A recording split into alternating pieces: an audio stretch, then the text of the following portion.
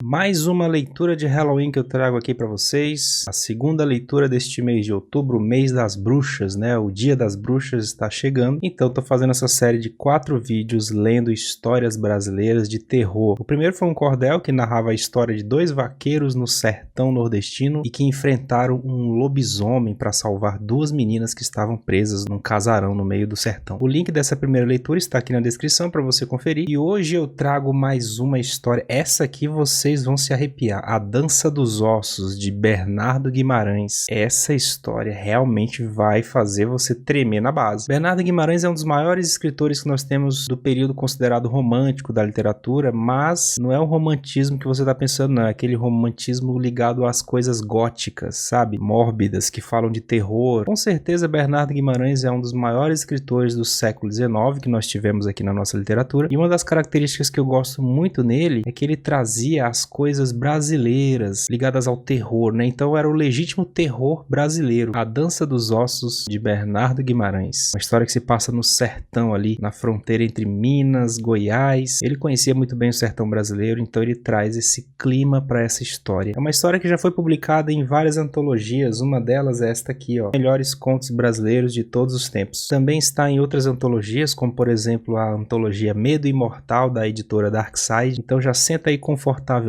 no seu sofá, na sua poltrona, na sua cadeira, coloca os fones de ouvido, apaga as luzes, prepara o seu lanche, sua bebida, e para completar esse clima eu vou colocar aqui um fundo sonoro agora, ó. O som da floresta durante a noite, sabe aquele som de mata noturna, dos grilos, dos bichos? Vou colocar esse sonzinho de fundo para completar essa atmosfera dessa história de assombração no sertão brasileiro. Então, sem mais delongas, vamos começar a leitura. A Dança dos Ossos, de Bernardo Guimarães. A noite límpida e calma tinha sucedido a uma tarde de pavorosa tormenta nas profundas e vastas florestas que bordam as margens do Parnaíba, nos limites entre as províncias de Minas e de Goiás. Eu viajava por esses lugares e acabava de chegar ao porto, ou recebedoria, que há entre as duas províncias. Antes de entrar na mata, a tempestade tinha-me surpreendido nas vastas e risonhas campinas que se estendem até a pequena cidade de Catalão, de onde eu havia partido. Seriam 9 a 10 horas da noite, junto a um fogo aceso defronte da porta da pequena casa da recebedoria, estava eu, com mais algumas pessoas, aquecendo os membros resfriados pelo terrível banho que, a meu pesar, tomara. A alguns passos de nós se desdobrava o largo veio do rio, refletindo em uma chispa retorcida, como uma serpente de fogo, o clarão avermelhado da fogueira. Por trás de nós estavam os cercados e as casinhas dos poucos habitantes desse lugar. E por trás dessas casinhas estendiam-se as florestas sem fim. No meio do silêncio geral e profundo, sobressaía o rugido monótono de uma cachoeira próxima, que ora estrugia como se estivesse a alguns passos de distância, ora quase se esvaecia em abafados murmúrios conforme o correr da viração. No sertão, ao cair da noite, todos tratam de dormir, como os passarinhos.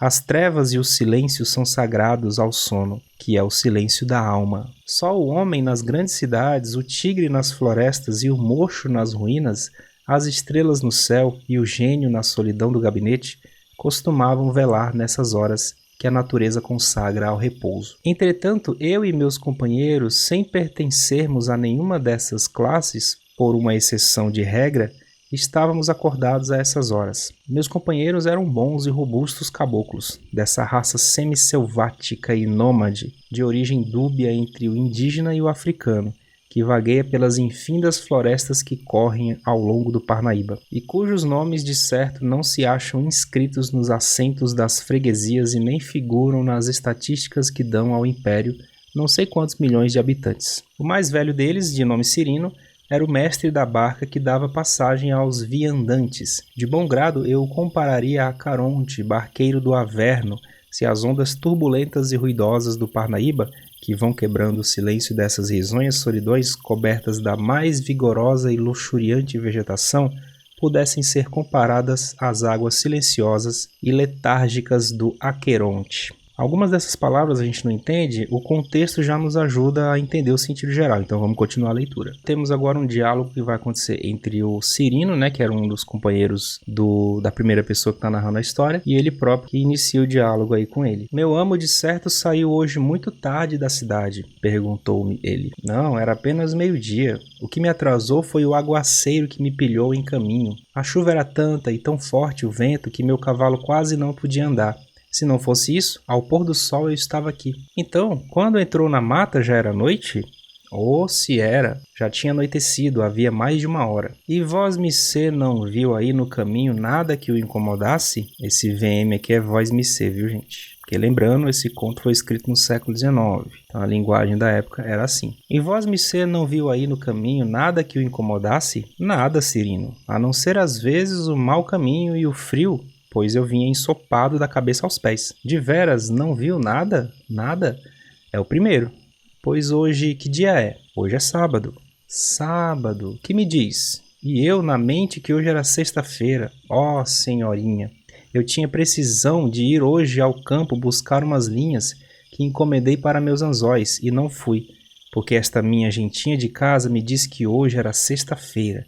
E hoje, com esta chuva, era dia de pegar muito peixe. Ó, senhorinha, gritou o velho com mais força. A este grito apareceu, saindo de um casebre vizinho, uma menina de 8 a 10 anos, fusca e bronzeada, quase nua, bocejando e esfregando os olhos, mas que me mostrava ser uma criaturinha esperta e viva como uma capivara. Então, senhorinha, como é que tu vais me dizer que hoje era sexta-feira? Ah, cachorrinha, deixa-te estar, que amanhã tu me pagas.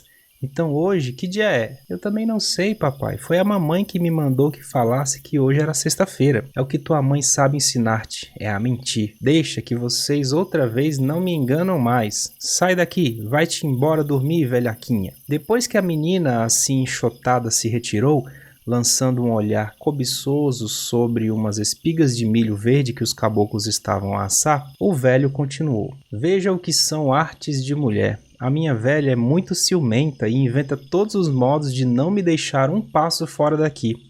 Agora não me resta um só anzol com linha, o último lá se foi esta noite na boca de um dourado. E por culpa dessa gente, não tenho maneiras de ir matar um peixe para meu amo almoçar amanhã. Não te dê isso cuidado, Cirino. Mas conta-me, que te importava que hoje fosse sexta ou sábado, para ires ao campo buscar as tuas linhas? O que, meu amo? Eu atravessar o caminho dessa mata em dia de sexta-feira? É mais fácil eu descer por esse rio abaixo em uma canoa sem remo. Não era à toa que eu estava perguntando se não lhe aconteceu nada no caminho. Mas o que há nesse caminho? Conta-me, eu não vi nada. Vós-me-cê não viu daqui a obra de 3/4 de légua à mão direita de quem vem, um meio claro na beirada do caminho? E uma cova meio aberta com uma cruz de pau? Não reparei, mas sei que há por aí uma sepultura de que se contam muitas histórias. Pois muito bem, aí nessa cova é que foi enterrado o defunto Joaquim Paulista, mas é a alma dele só que mora aí. O corpo mesmo, esse anda espatifado aí por essas matas que ninguém mais sabe dele. Ora, valha-te Deus, Cirino, não te posso entender. Até aqui eu acreditava que quando se morre, o corpo vai para a sepultura e a alma vai para o céu ou para o inferno, conforme as suas boas ou más obras. Mas com o teu defunto vejo agora, pela primeira vez, que se trocaram os papéis. A alma fica enterrada e o corpo vai passear. Vós-me-cê não quer acreditar, pois é coisa sabida aqui, em toda esta redondeza, que os ossos de Joaquim Paulista não estão dentro dessa cova e que só vão lá nas sextas-feiras para assombrar os viventes, e desgraçado daquele que passear aí em noite de sexta-feira. O que acontece? Aconteceu o que já me aconteceu, como vou lhe contar. A história é dividida em 4 partes, nós já lemos a primeira, vamos para a segunda agora, capítulo 2. O Cirino vai contar agora o que aconteceu com ele para o chefe dele. Um dia, há de haver coisa de 10 anos, eu tinha ido ao campo à casa de um meu compadre que mora daqui a 3 léguas. Isso aqui é mora, tá, gente? Problema de digitação. Era uma sexta-feira, ainda me lembro, como se fosse hoje. Quando montei no meu burro para vir-me embora, já o sol estava baixinho. Quando cheguei na mata, já estava escuro. fazia um luar manhoso que ainda atrapalhava mais a vista da gente. Já eu ia entrando na mata quando me lembrei que era sexta-feira. Meu coração deu uma pancada e a modo que estava me pedindo que não fosse para adiante, mas fiquei com vergonha de voltar, pois um homem já de idade como eu, que desde criança estou acostumado a varar por esses matos a toda hora do dia ou da noite, hei de agora ter medo de quê? Encomendei-me de todo o coração a Nossa Senhora da Abadia, tomei um bom trago na guampa que trazia sortida na garupa, joguei uma masca de fumo na boca e toquei o burro para adiante. Fui andando, mas sempre cismado. Todas as histórias que eu tinha ouvido contar da cova de Joaquim Paulista estavam-se me representando na ideia. E ainda por meus pecados, o diabo do burro não sei o que tinha nas tripas, que estava a refugar e a passarinhar numa toada. Mas a poder de esporas sempre vim varando. À proporção que ia chegando perto do lugar onde está a sepultura, meu coração ia ficando pequenino. Tomei mais um trago, rezei o Creio em Deus Padre e toquei para adiante. No momento mesmo em que eu ia passar pela sepultura, que eu queria passar de galope e voando se fosse possível, aí é que o diabo do burro dos meus pecados empaca de uma vez, que não houve força de esporas que o fizesse mover. Eu já estava decidido a me apear, largar no meio do caminho burro com sela e tudo e correr para casa, mas não tive tempo. O que eu vi, talvez vós missê não acredite, mas eu vi como estou vendo este fogo, vi com estes olhos que a terra há de comer, como comeu os do pobre Joaquim Paulista, mas os dele nem foi a terra que comeu, coitado, foram os urubus e os bichos do mato. Dessa feita, acabei de acreditar que ninguém morre de medo. Se morresse, eu lá estaria até hoje fazendo companhia ao Joaquim Paulista. Cruz, Ave Maria. Aqui, o velho fincou os cotovelos nos nós joelhos, escondeu a cabeça entre as mãos e pareceu-me que resmungou uma Ave Maria. Depois acendeu o cachimbo e continuou. Vós missê, se reparasse, havia de ver que o mato faz uma pequena aberta da banda, em que está a sepultura do Joaquim Paulista. A lua batia de chapa na areia branca do meio da estrada. Enquanto eu estou esporeando com toda a força a barriga do burro, salta lá, no meio do caminho, uma cambada de ossinhos brancos, pulando, esbarrando uns nos outros e estalando numa toada certa, como gente que está dançando ao toque de viola.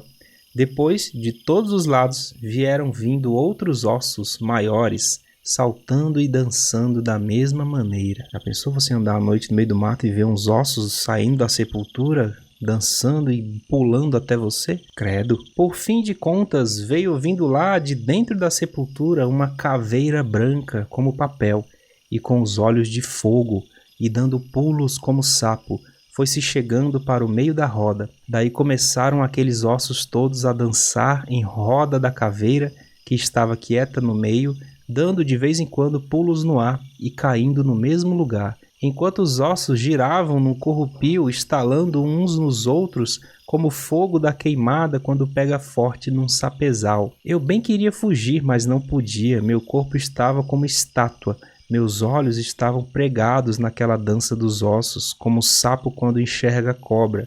Meu cabelo, enroscado como vós missê está vendo, ficou em pé como espetos. Daí a pouco, os ossinhos mais miúdos, dançando sempre e batendo uns nos outros, foram se ajuntando e formando 2 pés de defunto. Estes pés não ficam quietos não, e começam a sapatear com os outros ossos numa roda viva. Agora são os ossos das canelas que lá vêm saltando atrás dos pés e de um pulo traz. Se encaixaram em cima dos pés. Daí a um nada vêm os ossos das coxas dançando em roda das canelas, até que também de um pulo foram se encaixar direitinho nas juntas dos joelhos. Toca agora as 2 pernas que já estão prontas a dançar com os outros ossos. Os ossos dos quadris, as costelas, os braços, todos esses ossos que ainda agora saltavam espalhados no caminho, a dançar, foram pouco a pouco se ajuntando e embutindo uns nos outros até que o esqueleto se apresentou inteiro, faltando só a cabeça. Pensei que nada mais teria que ver, mas ainda me faltava o mais feio. O esqueleto pega na caveira e começa a fazê-la rolar pela estrada e a fazer 1000 artes e piruetas. Depois entra a jogar peteca com ela e a atirá-la pelos ares mais alto, até o ponto de fazê-la sumir-se lá pelas nuvens. A caveira gemia, zunindo pelos ares, e vinha estalar nos ossos da mão do esqueleto, como uma espoleta que rebenta. Afinal, o esqueleto escachou as pernas e os braços, tomando toda a largura do caminho, e esperou a cabeça que veio cair direito no meio dos ombros, como uma cabeça oca que se rebenta em uma pedra, e olhando para mim, com os olhos de fogo. Ah, meu amo, eu não sei o que era feito de mim. Eu estava sem fôlego, com a boca aberta querendo gritar e sem poder, com os cabelos espetados, meu coração não batia. Meus olhos não pestanejavam. O meu burro mesmo estava a tremer e encolhia-se todo, como quem queria sumir-se debaixo da terra. Oh, se eu pudesse fugir naquela hora, eu fugia, ainda que tivesse de entrar pela goela de uma sucuri adentro. Mas ainda não contei tudo. O maldito esqueleto do inferno, Deus me perdoe, não tendo mais nenhum ossinho com quem dançar, assentou de divertir-se comigo, que ali estava sem pingo de sangue, e mais morto do que vivo, e começa a dançar defronte de mim, como essas figurinhas de papelão que as crianças, com uma cordinha, fazem dar de mão e de pernas. Vai se chegando cada vez mais para perto, dá 3 voltas em roda de mim, dançando e estalando as ossadas, e por fim de contas, de um pulo, encaixa-se na minha garupa. Caramba, a história tá ficando doida, hein? Aterrorizante. Eu não vi mais nada depois, fiquei atordoado. Pareceu-me que o burro saiu comigo e, como maldito fantasma, zunindo pelos ares e nos arrebatava por cima das mais altas árvores. Valha-me Nossa Senhora da Abadia e todos os santos da corte celeste, gritava eu dentro do coração, porque a boca essa nem podia piar, era à toa. Desacorçoei e, pensando que ia por esses ares nas unhas de Satanás, esperava a cada instante ir estourar nos infernos. Meus olhos se cobriam de uma nuvem de fogo, minha cabeça andara a roda e não sei mais o que foi feito de mim. Quando dei acordo de mim foi no outro dia, na minha cama, a sol alto, quando a minha velha, de manhã cedo, foi abrir a porta, me encontrou no terreiro, estendido no chão, desacordado e o burro selado perto de mim. A porteira da manga estava fechada. Como é que esse burro pôde entrar comigo dentro é que eu não sei. Portanto, ninguém me tira da cabeça que o burro veio comigo pelos ares. Acordei com o corpo todo moído e com os miolos pensando como se fossem de chumbo e sempre com aquele maldito estalar de ossos nos ouvidos, que me perseguiu por mais de um mês. Mandei dizer 2 missas pela alma de Joaquim Paulista e jurei que nunca mais havia de pôr meus pés fora de casa em dia de sexta-feira. Se for sexta-feira 13, então, pior ainda, né? Capítulo 3, meu povo. São 4 capítulos. Vamos para o penúltimo capítulo agora. O velho barqueiro contava esta tremenda história de modo mais tosco, porém muito mais vivo do que eu acabo de escrevê-lo, e acompanhava a narração de uma gesticulação selvática e expressiva e de sons imitativos que não podem ser representados por sinais escritos. A hora avançada, o silêncio e solidão daqueles sítios, teatros desses assombrosos acontecimentos, contribuíram também grandemente para torná-los quase visíveis e palpáveis. Os caboclos de boca aberta o escutavam com olhos e ouvidos transidos de pavor e de vez em quando, estremecendo, olhavam em derredor pela mata como que receando ver surgir o temível esqueleto a empolgar e levar pelos ares alguns deles. Escutar essa história de noite no meio do mato ainda deve ser tenso. Com efeito, Cirino, disse-lhe eu, foste vítima da mais pavorosa assombração de que há exemplo, desde que andam por este mundo as almas do outro. Mas quem sabe se não foi a força do medo que te fez ver tudo isso? Além disso, tinhas ido muitas vezes à guampa e talvez ficasse com a vista turva e a cabeça um tanto desarranjada. Mas, meu amo, não era a primeira vez que eu tomava o meu gole, nem que andava de noite por esses matos. E como é que eu nunca vi ossos de gente dançando no meio do caminho? Os teus miolos é que estavam dançando, Cirino, disso estou eu certo. Tua imaginação exaltada há um tempo pelo medo e pelos repetidos beijos que davas na tua guampa é que te fez ir voando pelos ares nas garras de Satanás. Escuta, vou te explicar como tudo isso te aconteceu muito naturalmente, como tu mesmo disseste. Entraste na mata com bastante medo e, portanto, disposto a transformar em coisas do outro mundo tudo quanto confusamente vias no meio de uma floresta frouxamente alumiada por um luar escasso. Acontece ainda para o teu mal que, no momento mais crítico, quando ias passando pela sepultura, empaca-te o maldito burro.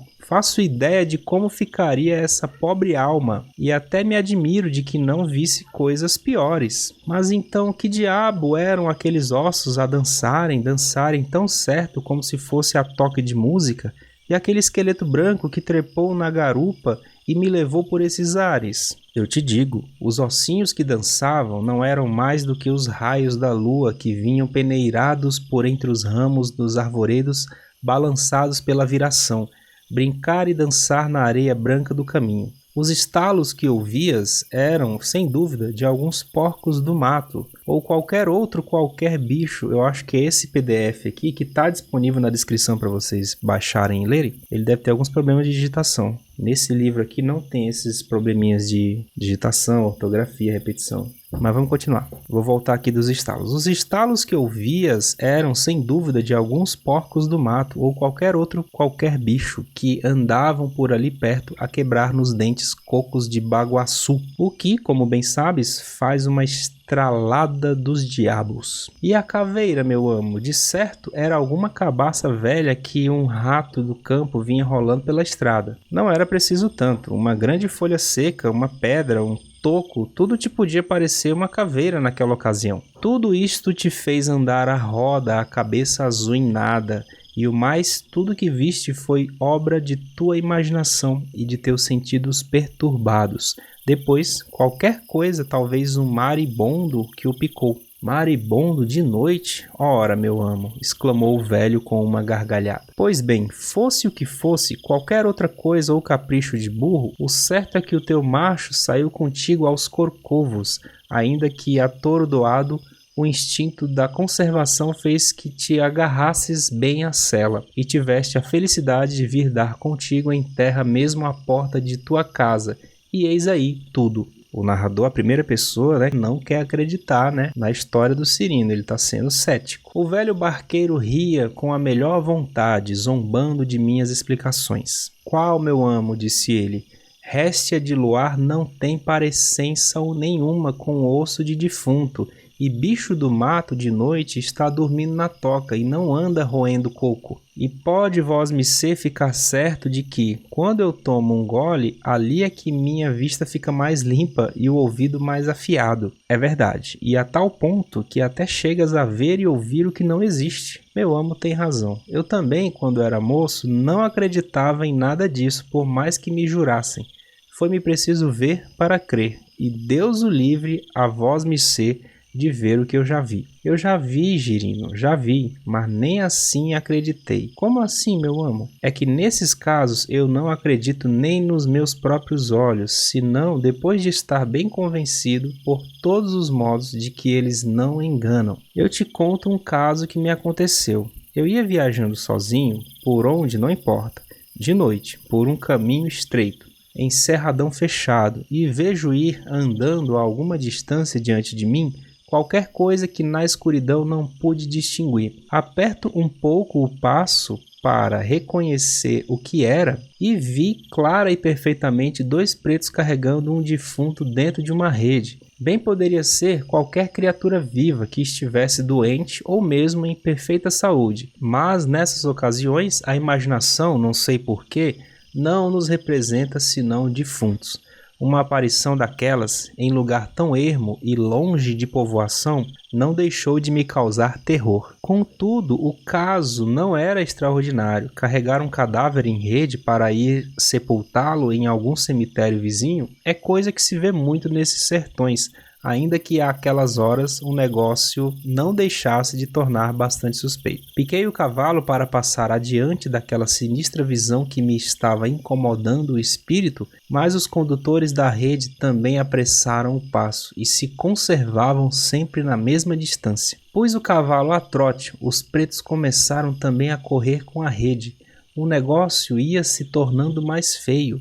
Retardei o passo para deixá-los adiantarem-se, também foram indo mais devagar. Parei, também pararam. De novo marchei para eles, também se puseram a caminho. Assim andei por mais de meia hora, cada vez mais aterrado, tendo sempre diante dos olhos aquela sinistra aparição que parecia apostada em não me querer deixar, até que exasperado gritei-lhes que me deixassem passar ou ficar atrás, que eu não estava disposto a fazer-lhes companhia. Nada de resposta. O meu terror subiu de ponto, e confesso que estive por um nada a dar de rédea para trás, a bom fugir. Mas negócios urgentes me chamavam para adiante. Revesti-me de um pouco de coragem, que ainda me restava, cravei as esporas no cavalo e investi para o sinistro vulto a todo galope. Em poucos instantes o alcancei de perto e vi, adivinhe o que era? Nem que deem volta ao miolo um ano inteiro, não são capazes de atinar com o que era, pois era uma vaca.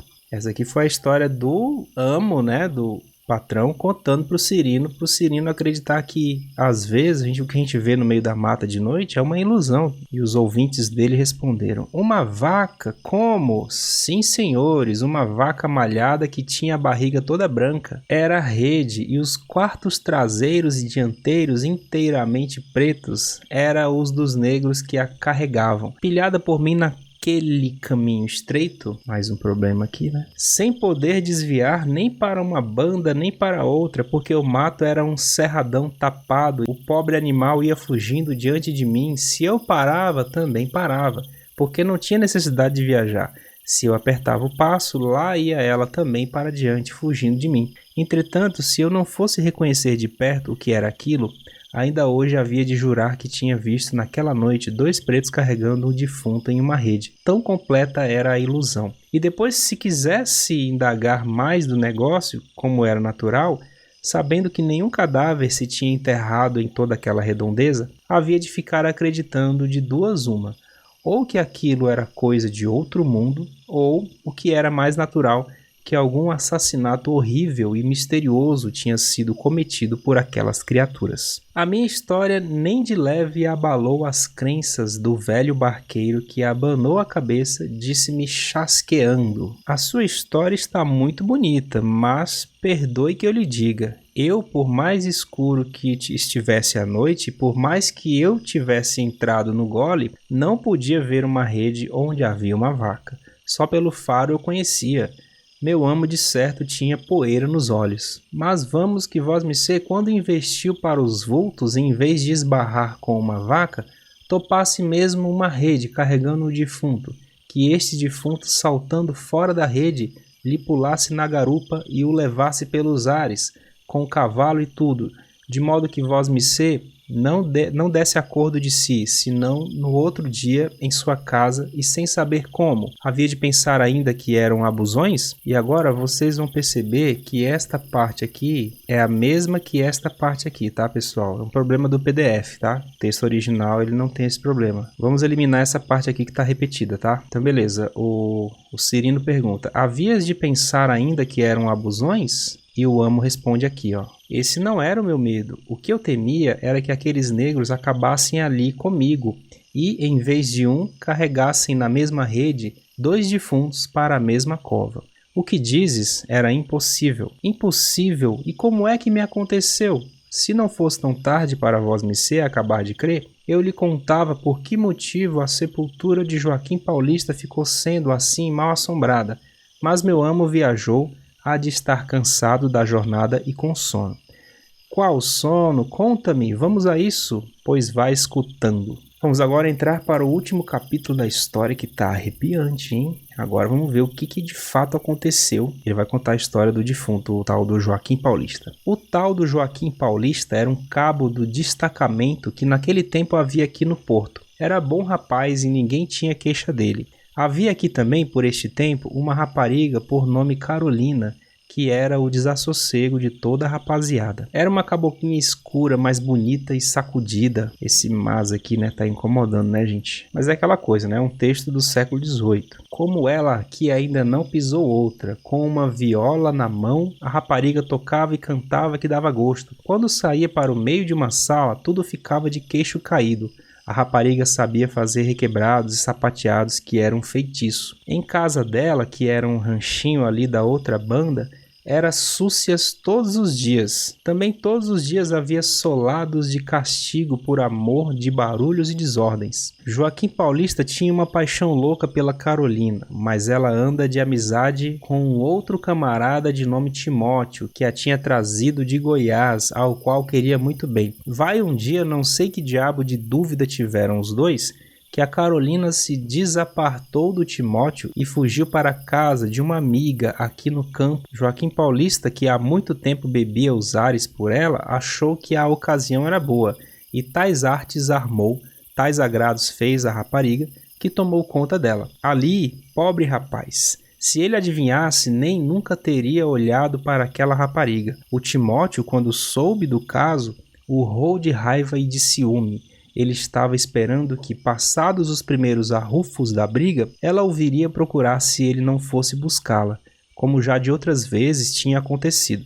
Mas desta vez tinha se enganado. A rapariga estava por tal sorte embeiçada com o Joaquim Paulista, que de modo nenhum quis saber do outro, por mais que esse rogasse, teimasse, chorasse e ameaçasse mesmo de matar uma ou outro. O Timóteo desenganou-se, mas ficou calado e guardou seu ódio no coração. Estava esperando uma ocasião. Assim passaram-se meses sem que houvesse novidade. O Timóteo vivia em muito boa paz com o Joaquim Paulista, que, tendo muito bom coração, nem de leve cismava que seu camarada lhe guardasse ódio. Um dia, porém, Joaquim Paulista teve ordem do comandante do destacamento para marchar para a cidade de Goiás. Carolina, que era capaz de dar a vida por ele, jurou que havia de acompanhá-lo. O Timóteo danou. Viu que não era possível guardar para mais tarde o cumprimento de sua tensão danada.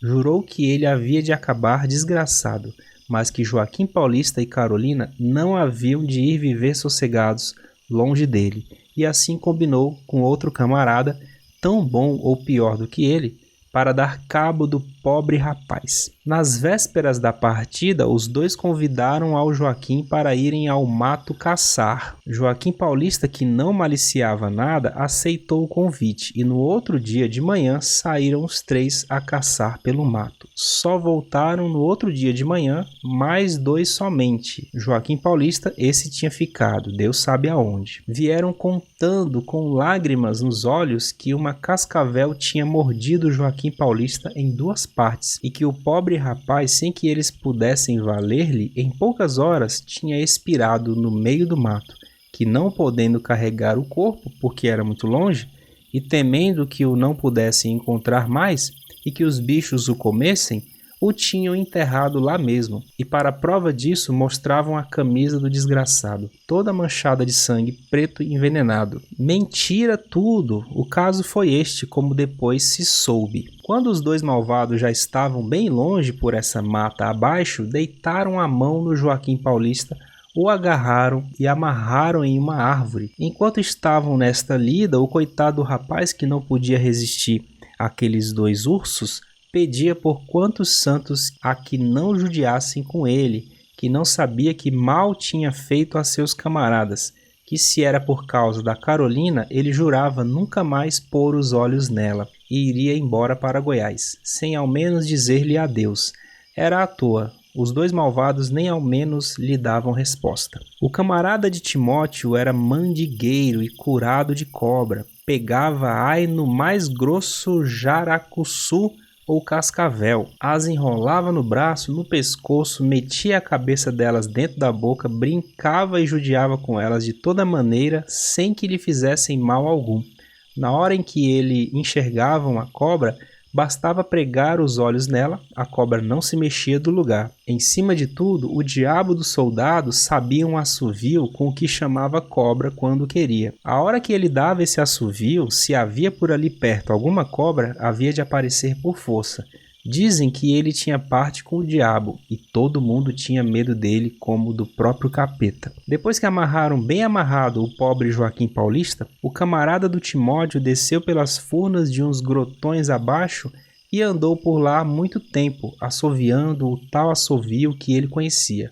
O Timóteo ficou de sentinela ao Joaquim Paulista, que estava caladinho, coitado, encomendando sua alma a Deus. Quando o soldado voltou, trazia em cada uma das mãos, apertado pela garganta, uma cascavel mais grossa do que esta minha perna. Os bichos desesperados batiam e se enrolavam pelo corpo do soldado, que nessa hora devia estar medonho que nem o diabo. Então Joaquim Paulista compreendeu que qualidade de morte lhe iam dar aqueles dois desalmados. Pediu, rogou, mas de balde que se queriam matá-lo, pregassem-lhe uma bala na cabeça ou enterrassem-lhe uma faca no coração, por piedade. Mas não o fizeram morrer de um modo tão cruel. Isso querias tu, disse o soldado, para nós irmos para a forca. Nada, estas duas meninas é que hão de carregar com a culpa de tua morte. Para isso é que fui buscá-las, nós não somos carrascos. Joaquim, disse o Timóteo, faze teu ato de contrição e deixa-te de histórias. Não tenhas medo, rapaz, continuou o outro. Estas meninas são muito boazinhas. Olha como elas estão me abraçando. Faze de conta que são os dois braços da Carolina que vão te apertar num gostoso abraço. Aqui o Joaquim põe-se a gritar com quanto força tinha, a ver se alguém acaso podia ouvi-lo e acudir-lhe. Mas sem perder tempo, o Timóteo pega num lenço e atocha-lhe na boca. Mais que depressa, o outro atira-lhe por cima os dois bichos que no mesmo instante o picaram por todo o corpo. Imediatamente mataram as duas cobras antes que fugissem. Não levou muito tempo, o pobre rapaz estribuchava, dando gemidos de cortar o coração, e deitava sangue pelo nariz, pelos ouvidos e por todo o corpo. Quando viram que Joaquim já quase não podia falar nem mover-se e que não tardava a dar o último suspiro, desamarraram-no, tiraram-lhe a camisa e o deixaram aí perto das duas cobras mortas. Saíram e andaram todo o dia dando voltas pelo campo. Quando foi anoitecendo, embocaram pela estrada da mata e vieram descendo para o porto. Teriam andado obra de uma légua quando enxergaram um vulto que ia andando adiante deles, devagarinho. É ele, disse um deles espantado. Não pode ser outro. Ele é impossível, só por um milagre, pois eu juro em como não é outro, e nesse caso toca a dar cabo dele já. Que dúvida! Nisto adiantaram-se e alcançaram o vulto. Era o próprio Joaquim Paulista.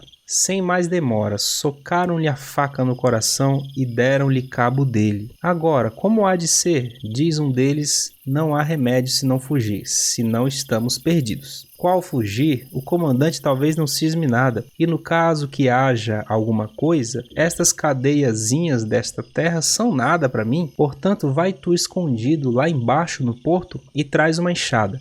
Enterremos o corpo aí no mato e depois diremos que morreu picado de cobra. Isto dizia o Timóteo, que com o sentido na Carolina não queria perder o fruto do sangue que derramou. Com efeito, assim fizeram. Levaram toda a noite a abrir a sepultura para o corpo, no meio do mato, de uma banda do caminho que nesse tempo não era por aí. Passava mais arredado, por isso não chegaram senão no outro dia de manhã. Mas, Cirino, como é que Joaquim pôde escapar das mordeduras das cobras e como se veio a saber de tudo isso? Eu já lhe conto, disse o velho. E depois de fazer uma pausa para acender o cachimbo, continuou. Deus não queria que o crime daqueles amaldiçoados ficasse escondido. Quando os dois soldados deixaram por morto o Joaquim Paulista, andava por aquelas alturas um caboclo velho cortando palmitos. Aconteceu que, passando por aí não muito longe, ouvi voz de gente e veio vindo com cautela a ver o que era. Aqui acho que é ouviu, né? Quando chegou a descobrir o que se estava passando, frio e tremendo de susto, o pobre velho ficou espiando de longe, bem escondido numa mota, deve ser moita, e viu tudo, desde a hora em que o soldado veio da furna com as cobras na mão. Se aqueles malditos o tivessem visto ali, tinham dado cabo dele também. Quando os dois se foram embora, então, o caboclo, com muito cuidado, saiu da moita e veio ver o pobre rapaz, que estava morre e não morre. O velho era mezinheiro, muito mestre e benzedor, que tinha fama em toda a redondeza. Depois que olhou bem o rapaz, que já com a língua perra não podia falar e já estava cego, andou catando pelo mato umas folhas que ele lá conhecia, mascou-as bem, cuspiu a saliva nas feridas do rapaz e depois benzeu bem benzidas elas todas, uma por uma. Quando foi daí a 1 hora, já o rapaz estava mais aliviado e foi ficando cada vez a melhor, até que, enfim, pôde ficar em pé, já enxergando alguma coisa. Quando, se podendo andar um pouco, o caboclo cortou um pau, botou na mão dele e veio com ele muito devagar, ajudando-o a caminhar até que, a muito custo, chegaram na estrada. Aí o velho disse: agora você está na estrada, pode ir indo sozinho com seu vagar, que daqui a nada você está em casa. Amanhã, querendo Deus, eu lá vou vê-lo outra vez. Adeus, camarada. Nossa Senhora te acompanhe. O bom velho mal pensava que, fazendo aquela obra de caridade, ia entregar outra vez à morte aquele infeliz a quem acaba de dar a vida. 1/4 de hora aos que se demorasse, Joaquim Paulista estava escapo, mas o que tinha de acontecer estava escrito lá em cima. Não bastava ao coitado do Joaquim Paulista ter sido tão infeliz em vida, a infelicidade o perseguiu até depois de morto. O comandante ao destacamento, que não era nenhum Samora, desconfiou do caso, mandou prender os 2 soldados e deu parte na vila ao juiz, que daí a 2 dias veio com o escrivão para mandar desenterrar o corpo. Vamos agora saber onde é que ele estava enterrado. Os 2 soldados, que eram os únicos que podiam saber, andavam guiando a gente para uns rumos muito diferentes e, como nada se achava, fingiam que tinham perdido o lugar. Bateu-se mato um dia inteiro sem se achar nada. Afinal de contas, os urubus é que vieram mostrar onde estava a sepultura. Os 2 soldados tinham enterrado mal o corpo. Os urubus pressentiram o fétido da carniça e vieram se ajuntar nas árvores em redor. Desenterrou-se o corpo e via-se então uma grande facada no peito do lado esquerdo. O corpo já estava apodrecendo e com muito mau cheiro. Os que o foram enterrar de novo, aflitos por se verem livres daquela fedentina, mal apenas jogaram à pressa alguns punhados de terra na cova e deixaram o corpo ainda mais mal enterrado do que estava. Vieram depois os porcos, os tatus e outros bichos, cavucaram a cova e espatifaram o cadáver e andaram espalhando os ossos do defunto aí por toda essa mata. Só a cabeça é que dizem que ficou na sepultura. Uma alma caridosa que um dia encontrou um braço do defunto no meio da estrada, levou-o para a sepultura, encheu a cova de terra, socou bem e fincou aí uma cruz. Foi tempo perdido. No outro dia a cova estava aberta, tal qual estava dantes. Ainda outras pessoas depois teimavam em ajuntar os ossos e enterrá-los bem, mas no outro dia a cova estava aberta, assim como até hoje está. Diz o povo que enquanto não se ajuntar na sepultura até o último ossinho do corpo de Joaquim Paulista, essa cova não se fecha. Se é assim, já se sabe que tem de ficar aberta para sempre. Quem é que há de achar esses ossos que, levados pelas enxurradas, já lá foram talvez rodando por esse Parnaíba abaixo? Outros dizem que, enquanto os matadores de Joaquim Paulista estivessem vivos neste mundo, a sua sepultura havia de andar sempre aberta, nunca os seus ossos teriam sossego, e haviam de andar sempre assombrando os viventes cá neste mundo. Mas esses 2 malvados já há de muito tempo foram dar contas ao diabo do que andavam fazendo por este mundo, e a coisa continua na mesma. O antigo camarada da Carolina, esse morreu no caminho de Goiás. A escolta que o levava para cumprir sentença de galés por toda a vida, com medo que ele fugisse, pois o rapaz tinha artes do diabo, assentou de acabar com ele. Depois contaram uma história de resistência e não tiveram nada. O outro, que era currado de cobra, tinha fugido, mas como ganhava a vida brincando com cobras e matava gente com elas, veio também a morrer na boca de uma delas. Um dia em que estava brincando com um grande urutu preto à vista de muita gente que estava a olhar de queixo caído, a bicha perdeu-lhe o respeito e em tal parte e em tão má hora lhe deu um bote que o maldito caiu logo estribuchando e em poucos instantes deu a alma ao diabo. Deus me perdoe, mas aquela fera não podia ir para o céu. O povo não quis por maneira nenhuma que ele fosse enterrado no sagrado, e mandou atirar o corpo no campo para os urubus. Enfim, eu fui à vila pedir ao vigário velho, que era o defunto padre Carmelo, para vir bem dizer a sepultura de Joaquim Paulista e tirar dela essa assombração que aterra todo este povo. Mas o vigário disse que isso não valia de nada, que enquanto não se dissessem pela alma do defunto tantas missas quanto os ossos tinha ele no corpo, contando dedos, unhas, dentes e tudo, nem os ossos teriam sossego, nem a assombração acabaria, nem a cova se havia de fechar nunca. Mas se os povos quisessem e aprontassem as esmolas, que ele dizia as missas e tudo ficaria acabado. Agora, que há de contar quantos ossos a gente tem no corpo e quando é que esses moradores, que não são todos pobres como eu, hão de aprontar dinheiro para dizer tanta missa? Portanto, já se vê, meu amo, que o que lhe contei não é nenhum abusão, é coisa certa e sabida em toda esta redondeza. Todo esse povo aí está que não me há de deixar ficar mentiroso. À vista de tão valentes provas, dei pleno crédito a tudo quanto o barqueiro me contou, e espero que a meus leitores acreditarão comigo piamente que o velho barqueiro do Parnaíba, uma bela noite, andou pelos ares montado em um burro com um esqueleto na garupa. Essa foi a história A Dança dos Ossos, escrita por Bernardo Guimarães. A gente se vê na próxima leitura. Até mais.